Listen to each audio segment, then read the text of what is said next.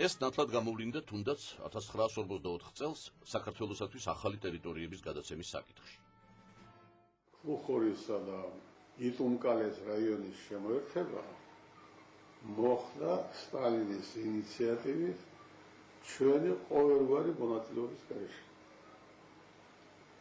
გვეთხრა სტალინმა, რომ ამ რაიონებს გაძლევთ ყველაფერი. ხალხები, რომლებიც იქ იყვნენ, სამწუხაროდ გადაასახლეს. ამ გადასახლებული ხალხის ტერიტორია დარჩა თავისუფალი. ამ თავისუფალ მიწებს პატრონი უნდოდა, რასაკვირველია, ამას რუსეთის სათანადო ოლქები მოუვლიდნენ, მაგრამ სტალინმა შეხედა, რომ ტერიტორია ბევრია დარჩენილი თავისუფალი. აიღო და ჩვენ მოგცა ასათვისებლად. საქართველოს ახალი რაიონი ხუხორი იტოვიანის შავით იწყებს დაყვევებას. ასე გამოიყურება ქალაქი ხუხორი. მახსოვს ჩვენი ინტელიგენციის წარმომადგენლები ყავდა მიყვანილი სტალინთან. მათ შორის იყვნენ ჩვენი მსახიობები ხორავა, ვასაძე. კიდევ რამდენიმე კაცი იყო და სტალინმა წარმოადგინა ეს ფაქტი, როგორც საქართველოსათვის გაწეული დიდი დახმარება.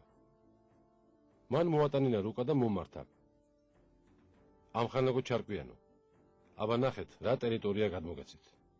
საქართველოს ამხელა მიწა-წყალი მოემატაო.